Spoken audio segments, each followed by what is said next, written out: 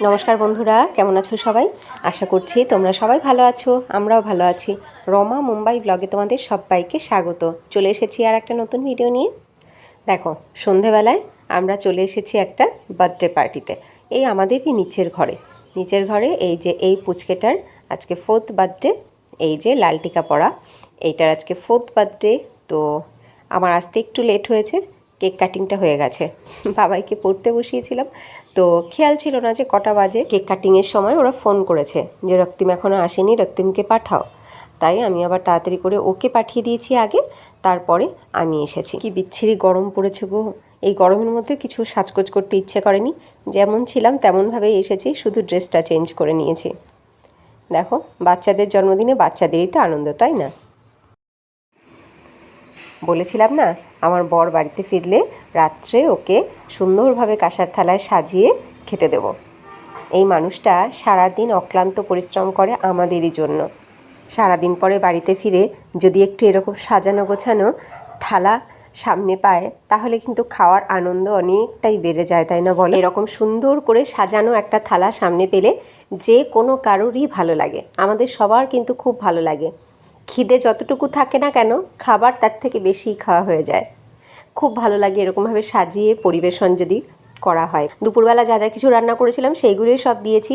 এখন বেগুনি নতুন করে ভেজেছি, পাঁপড় নতুন করে ভেজেছি, আর সাথে দুটো লুচিটাও এখনই ভেজেছি।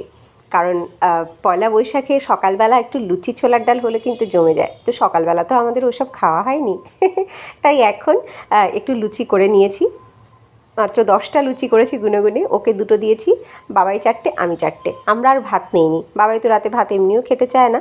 তো বাবাই আর আমি খাচ্ছি লুচি, আর আমার বরকে সব কিছু দিয়ে সুন্দর করে সাজিয়ে দিয়েছি।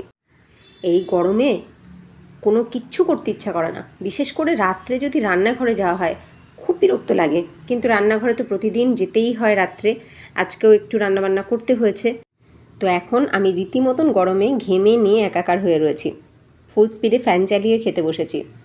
খাওয়া দাওয়া কমপ্লিট করে এইবার একটু আইসক্রিম নিয়ে বসলাম। এই যে আইসক্রিমটা দেখছো, এটা কিন্তু আমার নিজের ঘরে বানানো আইসক্রিম। আইসক্রিম স্কুপ নেই, যে কারণে স্পুন দিয়েই তোলা হচ্ছে। আইসক্রিম স্কুপ দিয়ে যদি তুলতে পারতাম তাহলে কিন্তু এটা একদম দোকানের কেনা আইসক্রিমের মতনই লুকটা আসতো। বাট এটা স্পুন দিয়ে তোলা হচ্ছে, তাই লুকটা অত সুন্দর আসছে না, কিন্তু আইসক্রিমটা জমেছে একদম সেই দোকানের মতন। আর এই আইসক্রিমের টেস্ট কিন্তু একদম দোকানের মতন, মুখে দিয়ে টের পাওয়া যাবে না দোকান থেকে কিনে আনা নাকি ঘরে নিজের হাতে বানানো।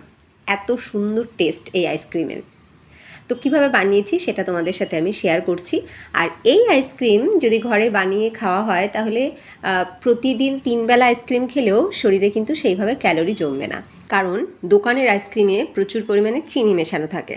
আর এই আইসক্রিমে আমি এক দানাও চিনি ব্যবহার করব না, যাকে বলে গিল্ট ফ্রি আইসক্রিম। আইসক্রিম 3 বেলা খাবো, কিন্তু ক্যালোরি মোটেও সেই রকমভাবে আমাদের শরীরে জমবে না, কারণ এতে ক্যালোরির পরিমাণ অনেক কম। তো দেখো, প্রথমে আমি সবেদার মধ্যে নিয়ে নিয়েছি ড্রাই ফ্রুটস। আমি নিয়েছি এখানে আমন্ড আর কাজু। অন্য ড্রাই ফ্রুটস ঘরে থাকলে সেগুলোও কিন্তু অ্যাড করা যেতে পারে।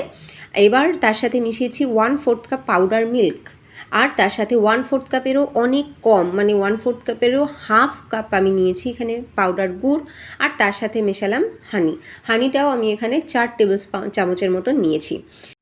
এইবার এতে অ্যাড করব একটুখানি দুধ। তো দুধের উপরে যে শটটা পড়েছে সেই শটটাকে পুরোটা তুলে নিয়ে নিলাম। এইবার অল্প দুধ অ্যাড করব, বেশি না। এটা 1/4 কাপের অনেকটা কম দিলাম। দেখো, 1/4 কাপের অনেকটাই কম আমি দুধ এখানে অ্যাড করেছি। জাস্ট সামান্য, যতটুকু মনে হবে লাগবে একটা ঘন পেস্ট হতে ততটুকু দুধই দিতে হবে। এই দেখো, সুন্দর একটা পেস্ট তৈরি হয়ে গেছে, একদম ঘন, পাতলা কিন্তু নয়। তো এইবার আমি এই পেস্টটাকে ঢেলে নিচ্ছি এয়ার টাইট কন্টেনারের মধ্যে। এয়ার টাইট একটা বক্স আমি নিয়েছি, এই বক্সের মধ্যে আমি ঢেলে দিচ্ছি। আমার এই বক্সটা প্লাস্টিকের, তবে প্লাস্টিক হোক বা কাচের হোক, যে কোনো এয়ার টাইট বক্সের মধ্যেই কিন্তু আইসক্রিম জমানো যাবে। তো আমি পুরো ব্যাটারটাকেই ঢেলে নিলাম। এইবার এই ব্যাটারের উপর থেকে একটু বাদাম ক্র্যাশ করে দিয়ে দিচ্ছি। আমি গ্রেটার দিয়ে গ্রেট করে নিচ্ছি। এই ব্যাটারের যদি এরকমভাবে ড্রাই ফ্রুটস কুচি ছড়িয়ে দেওয়া যায় তাহলে দেখতে কিন্তু খুব সুন্দর লাগে। সেটা যখন স্কুপ করে প্লেটে নেওয়া হবে খাওয়ার জন্য, তখন দেখতেও ভারী সুন্দর লাগবে। তো যে কারণে আমি বাদাম একটু গ্রেট করে দিয়ে দিচ্ছি উপর থেকে। তোমরাও কিন্তু এই যে পুরো গরমের সিজনটা আসছে বা গরমের সিজনটা চালু হয়েই গেছে, তো এই গরমের সিজনে এরকম ঘরে বানানো আইসক্রিম খাও, তাহলে কিন্তু তোমরা খেয়েও মজা পাবে, আবার সেই গিল্ট ফিলিংসটাও কিন্তু আসবে না। একদম গিল্ট ফ্রি আইসক্রিম ঘরেই তোমরা বানিয়ে নিতে পারো। আমার তো এই নিয়ে বেশ কয়েকবার বানানো হয়ে গেল। প্রথমবার যখন বানিয়েছি বাবাইয়ের এত ভালো লেগেছে, ওর পাপারও এত ভালো লেগেছে। ঘরেই বানাও আইসক্রিম, এরকমভাবে বানালে তো প্রায় দিনই খাওয়া যেতে পারে, কোনো অসুবিধা নেই, এই বলে বলে বেশ কয়েকবার বানানো হয়ে গেছে। তো এই দেখো ভালো করে গ্রেট করে নেওয়ার পরে এইবার আমি ঢাকনা দিয়ে ঢেকে এটাকে ডিপ ফ্রিজে রেখে দেবো 10 থেকে 12 ঘন্টার জন্য। তো এই সেই আইসক্রিম 10 থেকে 12 ঘন্টা পরে আমি বার করেছি। একদম সেট হয়ে গেছে, খুব সুন্দরভাবে সেট হয়ে গেছে। ওই যে বললাম যদি স্কুপ দিয়ে তুলতে পারতাম তাহলে দেখতে কিন্তু সেই একদম দোকানের মতনই লাগতো, বাট স্কুপ নেই, চামচি দিয়ে তোলা হচ্ছে বলে দোকানের মতন দেখতে লাগছে না, বাট টেস্ট একদম সেম। তো যাই হোক, রাতে খাওয়া দাওয়ার পরে এইবার 3 জনে মিলে বসে ফ্যানের হাওয়া খেতে খেতে একটু টিভি দেখতে দেখতে আইসক্রিম এনজয় করবো আমরা। তোমরা কিন্তু কমেন্টে অবশ্যই জানিও আইসক্রিমের এই রেসিপিটা তোমাদের কেমন লেগেছে। একদম সিম্পল রেসিপি। যদি রেসিপিটা ভালো লাগে অবশ্যই কিন্তু লাইক করে এবং আমাকে কমেন্টে জানিও। তো চলো ভিডিওটা এখন এখানেই এন্ড করি। তোমাদের আজকের ভিডিওটা কেমন লাগলো কমেন্টে জানিও। ভিডিওটা ভালো লাগলে লাইক করো, আর নতুন বন্ধুরা যদি তোমাদের ভালো লাগে লাইক করে সাবস্ক্রাইব করে আমাদের সাথে থেকো, আমাদের পরিবারের সদস্য হয়ে থেকো। আবার দেখা হচ্ছে নেক্সট ভিডিওতে। ততক্ষণ তোমরা সবাই ভালো থেকো, সুস্থ থেকো। টাটা।